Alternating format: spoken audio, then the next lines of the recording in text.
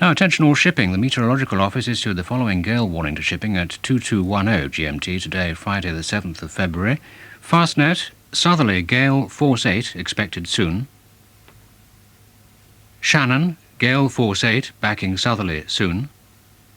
Rockhall, gale force 8, backing southerly and increasing severe gale force 9 soon.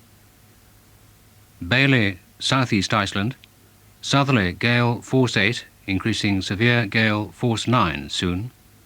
Faroes, gale now ceased, southerly gale force 8, expected soon. And that's the end of the gale warning. In the past few weeks, all sorts of smears and allegations have been made about weekending by other Radio 4 programmes. We deplore these dirty tricks and call for a clean contest in the run-up to the June meeting of the Radio 4 Review Board. The following sketch about the weekending team down the pub with Brian Redhead is not intended to prejudice the board's judgment. Hello, everyone. Bill, Julian, Sal, John. How are you? Right, my round, I think. What's everybody having? Oh, thanks, Brian. Are you sure you can afford it? Oh, certainly. The Today programme's been secretly funded by the Libyan government for 6 years. God, you're joking. Really? Well, I hope that doesn't get out. No. Bill, yours is a large one. Weekending February the 7th. An unsubstantiated smear on the week's news with Bill Wallace, Sally Grace, John Glover and Julian Dutton. Hey, have you noticed Brian Redhead and Sue McGregor are together awfully early in the morning, aren't they? Yeah. I wonder how they manage that. Well, I'm saying nothing. You can draw your own conclusions. Brian Redhead's hair isn't even red either. Some of it is. Good point, Jules, yeah. Some of it is. After further concern over the drinking habits of President Yeltsin, the ruble falls against the dollar. Staggers a bit, but then tries to pretend it didn't happen. Thieves are caught breaking into John Major's safe, trying to leave some interesting documents. Following the resignation of crisis-hit London Zoo's director, staff say they hope he can find another post quickly, or else he'll have to be put down. 3 men accused of trying to steal classical paintings find their car has been clamped by a team of dynamic, kinetic postmodernists. And now, news of the latest developments in the James Naughtie World at One affair. It's emerging that James Naughtie, or Naughty, the so-called impartial journalist, has been involved in a succession of lunchtime talks with high-ranking politicians. A witness, Miss Jane Freebody, who wishes to remain anonymous, has described how Naughty, or Naughty, became hooked on these daily meetings with the country's top people and how he would often ply his guests with tea and coffee before flamboyantly arranging for them to get a taxi home at the BBC's expense. More on that story later.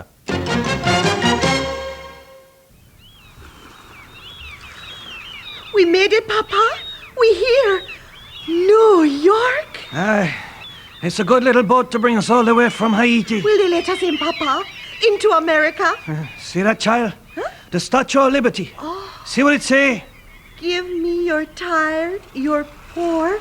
That's us, Papa. Your huddled masses yearning to breathe free. The wretched refuse of your teeming shores, send these, the tempest tossed. That's us again. The tempest tossed to me.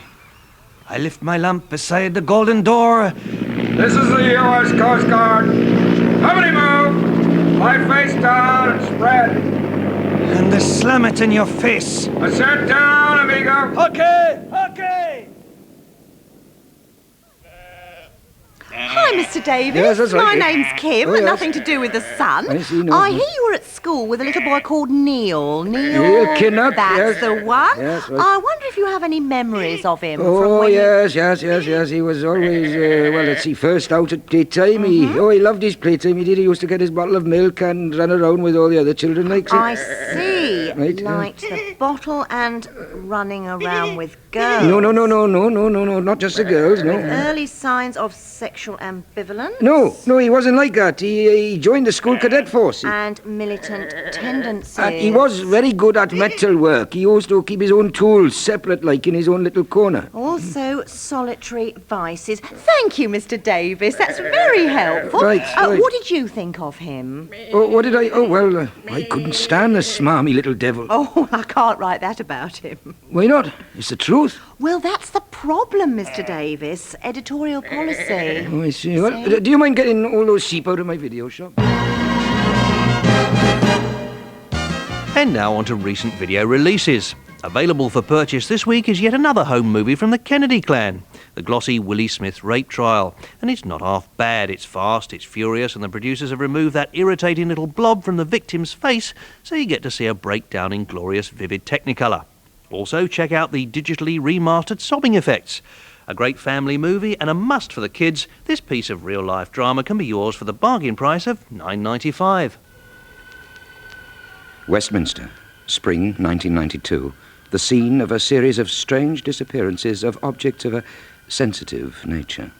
A host of inanimate objects had suddenly and without warning quite simply disappeared, leaving not a trace. Circumstances that led researchers to christen the area the Westminster Triangle. Dr. Jack Cunningham takes up the story. Yes, well, a lot of us had noticed things were disappearing for a while now, but we'd none of us attached any significance to it. But then, as the election campaign hotted up, someone came up with this idea of a dirty tricks campaign. Yes. Then it all seemed to fit into place. What has disappeared exactly? Well, I lost my car keys once. Yeah. I could have sworn I'd left them on top of my desk, but no, I couldn't find them for the life of me. They'd vanished into thin air. I see. But it wasn't until some 3 days later they mysteriously appeared in the pocket of my car coat. Then there was this whole packet of blue tack I bought at the beginning of this year. And look, it's only February and it's all gone. I see. Well, it's quite bizarre, it really is. What do you think is causing these mysterious disappearances? Well, it's got to be supernatural. I mean, it's just too much of a coincidence. I mean, there we were, floundering a bit on which way to take the campaign, and then all of a sudden, this dirty tricks thing lands straight in our laps. You're not telling me it's coincidence? Well. Now, where's my, Well, look at that! What? I had a cup of coffee here a minute ago, Yes. and where's it gone? Oh, there it is. And so the mystery of the Westminster Triangle rages on, with many MPs clearly anxious where it is all leading, the fear that following the loss of simple office materials might be the actual loss of seats in the House of Commons. And before we go on to the next sketch, we've got a bit of a shock announcement. Radio 4's Pick of the Week has been discovered plagiarising other programmes. Presenter Chris Searle has been caught red-handed broadcasting bits of other people's programmes which have simply been copied from the original tapes. This has never actually happened to Weekending as far as we recall, and of course this revelation in no way reflects badly upon Mr. Searle's professional integrity. He's a fine broadcaster of many years' standing, and his frank admission on this affair can only serve to underline his solid character. News International, editorial. Mr. Ashdown behaved yesterday with a dignity that has long been his trademark. Marital problems alone should not bar someone from high office, least of all a man respected by supporters of all parties. Vital issue. But there is a more vital issue in this affair, the way in which it became public. Inescapable conclusion. The inescapable conclusion must be that there was a political motive behind the theft of the file. Those responsible must be punished. Bottom. The bottom line is that the country will not tolerate such repulsive attempts to smear candidates. Tackle. But one further issue must be tackled head-on. The press is not to blame. Our hands are clean. Hard on. Certain quarters have come down hard on us already. But our task is to report the news, not make it. Squishy, grindy, rumpy-pumpy. Voters have the right to know the truth, and it is the bounden duty of the media to tell it. Oh, yes, yes, yes. The health of our system depends on a free, vigilant press, and the democratic system will be fatally harmed if this affair is used as an attempt to gag it. Cigarette?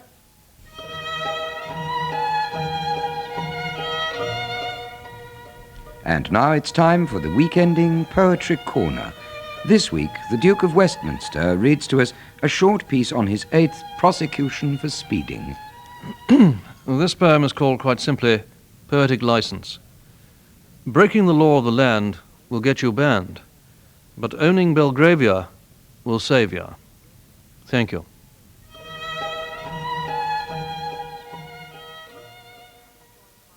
In the studio now, we're joined by Sir Dennis Font, Conservative MP for Chelmsford, and Tony Benn, Labour MP for Chesterfield. Gentlemen, is the recent scandal involving Paddy Ashdown proof of a smear campaign being waged? No, certainly not. You see, the Labour Party is committed to fighting the Tories on policies, and most certainly not on personalities. Why is that? Well, because most Tory MPs haven't got personalities. Sir Dennis, will the Tories conduct a clean campaign? Absolutely. Good evening.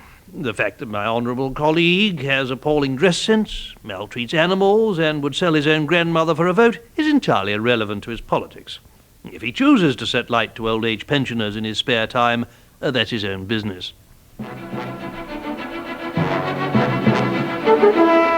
Coming soon, a week-ending investigative special. Let them have it, Chris. It's now nearly a week since Chris Patten shot down 2 leading Labour front benchers in cold blood. But the crime still lives on in popular memory. Most of us have never forgotten the grim pictures of the victims who were, as one eyewitness put it, smeared all over the place. But what exactly was the role of the man in the background? A man whom some people believe issued the command to open fire. Let them have it, Chris. John Major was an uneducated man. Some called him simple.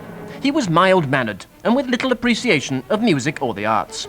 Neighbours describe him as very nice and totally harmless. Yet he was Patten's boss. Did this John Major really have no control over his own cabinet? Or did he manage to get the smears done while himself still appearing a nice bloke in a cynical pre-election move? The British public has waited too long for the truth. Now it can be told. Don't miss Let Them Have It, Chris, on a radio near you soon. Before we go on to the next sketch, we all thought you had a right to know that Thought for the Day isn't actually written that day. It's written the day before. And sometimes the Monday one is done the previous week. Yes, it's not that we want to start any kind of smear or anything. Good Lord, no. Not at all. Good evening, settle down, gentlemen. Now, after 8 days of exhaustive debriefing of the kidnapped estate agent, we in the West Yorkshire Police have finally managed to compile this description of the man we're looking for. He's an impressively built fellow of deceptively large proportions for a small chap. His hair has been maintained to a high standard, as has his nose, which is conveniently positioned within easy reach of his mouth, itself tastefully set off by a pair of lips. He has 2 eyes, although there is room for a third. Early viewing is recommended, as is expected to be highly sought after. After the break, Ron Williamson's notorious wheel-clamping firm goes into voluntary liquidation. Well, it's totally unfair, isn't it? I'd only been out of the office for 10 minutes. A spokesman for the British Foreign Office voices fears that Russia's plans to sell off her stockpile of weapons could mean that regimes with appalling human rights records will be able to pick up arms very cheaply. It's very worrying indeed. We could lose some of our best customers. We talk to Prince Charles about how he's vowed to make an extra special effort to see more of Princess Di and the kids. I've taken out a subscription for Hello Magazine. And we talk to women at the Miss Black America pageant where Mike Tyson was accused of behaving like an octopus. Well, it was bad enough him mauling us, but then he squirted black ink in our faces and hid under a rock.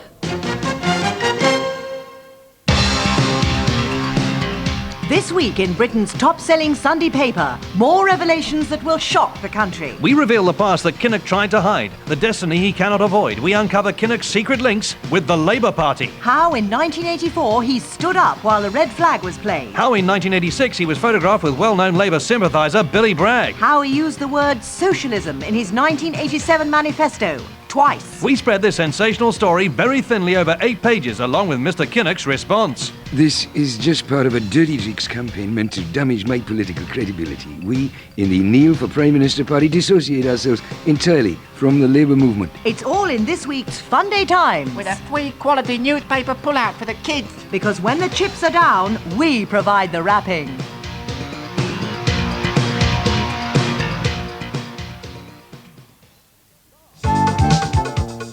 Da, here it is, the one everybody's been waiting for. Your chance to make a killing at the Russian army boot sale.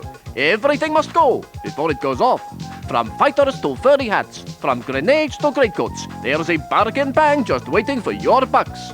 Why not make tracks for the tanks? Ideal for popping around to visit the neighbors. And at only 10,000 rubles a ton, you can buy enough to take all your friends as well. Something for the squaddies? Visit our Kalashnikov and carry. Unlike the bayonets, our prices aren't fixed. There's more to come at the Bazooka Bazaar. Or, if the sky's the limit, check out the Mig savings in our aircraft event. As we say, pilot high, pilot cheap. And don't forget, we also have a wide selection of nearly nuke items. Hurry along now to the Russian Army boot sale. Everything you want for a war and a little bit more.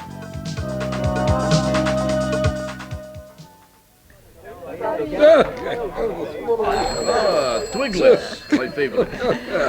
Hello? Yeah, hello. I'd like to speak to Mr. Yeltsin, please. Boris, there's someone on the phone for you. Well, who is it? Who is it speaking, please? Chancellor Kohl of Germany. He says he's Chancellor Kohl. Quiet! Oh, hello, Herr Kohl. Boris, listen, George, John, Francois, and myself are a bit worried about these plans of yours to sell off your conventional weapons on the world market. Oh, yes. Well, what is the problem? Well, Boris, take the recent case of the sheikhs selling all those tanks to the despotic regime in Syria. Yes. Well, we do that, Boris. That's our job. We Europeans sell stuff to the Middle East, remember?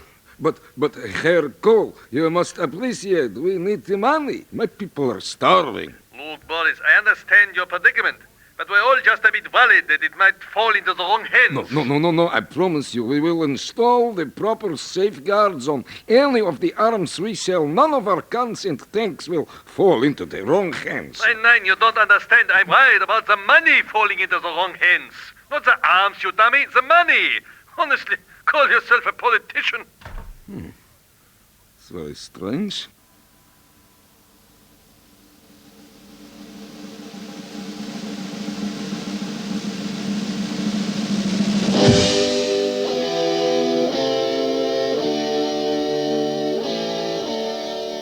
This week we offer a special supplement to the program, our lavish pull-out feature celebrating years of unequaled glory.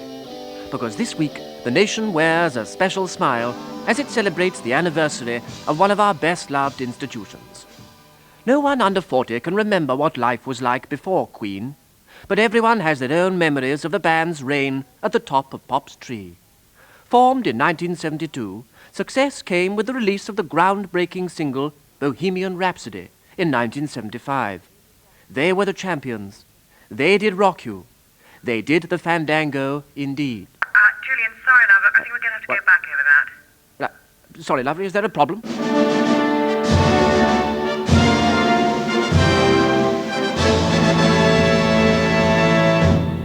Her Majesty the Queen, Part 1, The Early Years. 1926, the Depression, unemployment, hunger marches, all events which had no effect whatsoever on baby Elizabeth, who decided to be born regardless. Your Royal Highness, it's a princess. And my wife, is she comfortable? Comfortable? Absolutely bloody rolling in it, I'd say. The young Elizabeth soon learnt her family's history. They were used to wearing hand-me-downs, no matter what size crown they took. And that she was descended from a King Edward. And her uncle, confusingly also called King Edward, was about to marry Mrs. Simpson. The shame of being related to a common species of potato was bad enough, but to have one of them marrying the granny of a cartoon character was too much. Uncle was forced to abdicate in favor of Elizabeth's father. But even at the tender age of 2.5 minutes, she knew that one day the call would come. Meanwhile, the young princess set about growing up and learning the art of being a proper British royal. Firstly, by marrying her cousin. And then by taking long, expensive holidays in the tropics. It was during one of these that a call came from the Prime Minister, Mr. Churchill. Hello? Princess Elizabeth? Victoria, Alexandra, Boadicea, Sharon, Bowes Lion, Saxe Coburg, Steppenwolf, Mountbatten, Your Highness, Windsor. the top job has become vacant. You worked hard, what with opening all those flower shows and inspecting freshly painted toilets. And you like my CV, so you'd like me to be... Yes, we'd like you to be king.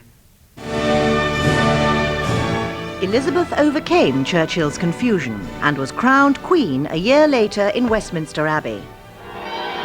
In celebration of this event, Sherpa Tenzing climbed Everest. But then stepped back down to take a photo of Edmund Hillary on the top. England won the Ashes for the first time since 1933. And then vowed never to do it again as long as Elizabeth ruled. Our old ally, Joseph Stalin, died. And turned into a ruthless tyrant. And London smog was introduced to give jolly cockneys something to moan about now the war was over. Hey, the bleeding ill, boy. Seen away to back East, mate. Oh, blimey. That concludes Part 1, the sepia and black and white section of our Royal Tribute Pull-Out Supplement.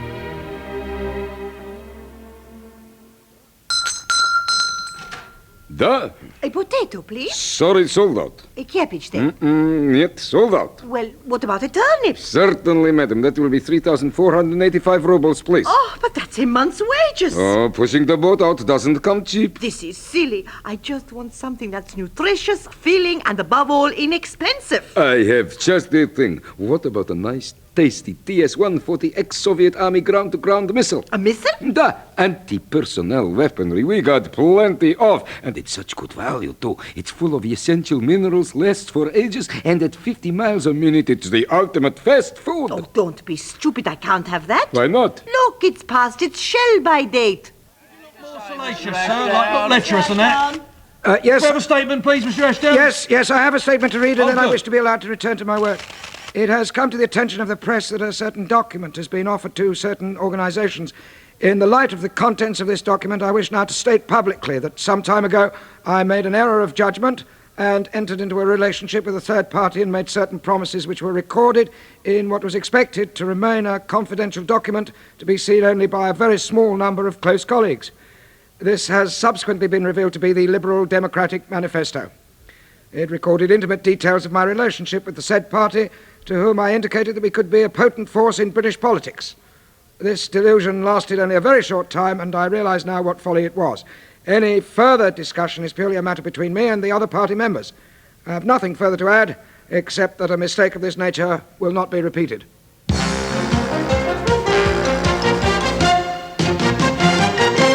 And a British team has been sent up to inspect the hole in the ozone layer. How's it looking? It's not good.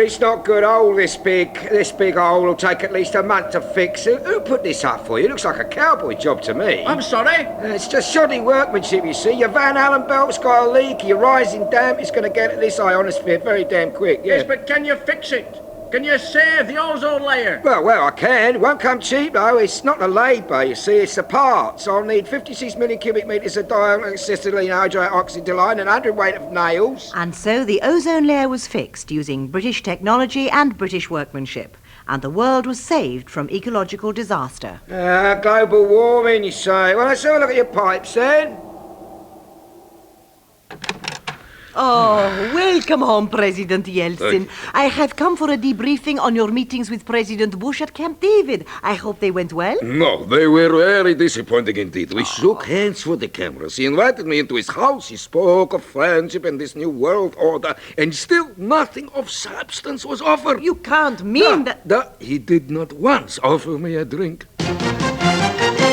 And now for some late news. Police investigating the theft of hundreds of yards of paving stones say they're exploring a number of different avenues. The cast of Allo Allo give up protesting against the show being axed when BBC executives fail to understand their accents. Following the announcement that the Princess of Wales has bought a Mercedes car, a palace spokesman says that she will only drive the car in her unofficial capacity as Mrs. Saxe-Coburg-Gotha. After MFI launched themselves on the stock exchange, the shares fall and the bottom drops out of the market.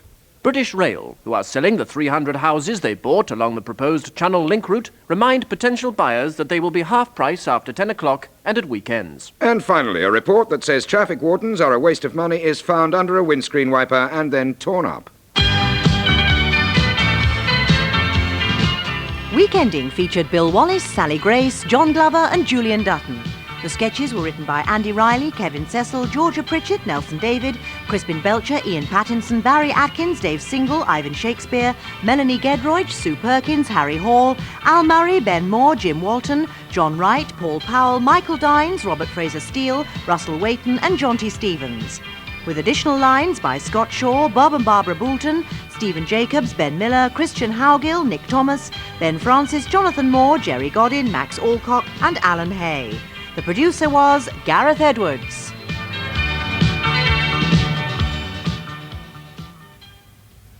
I don't want to muckrake, Sally, but you know, a book at bedtime? It's all just made up. Julian, you're joking.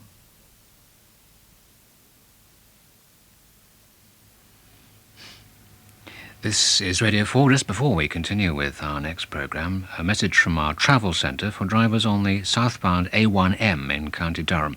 A serious accident just north of Barton has completely closed the southbound A1M between the A68 interchange near Darlington and Scotch Corner. There are also lane closures from the A167 Aycliffe interchange on the approach to the diversions.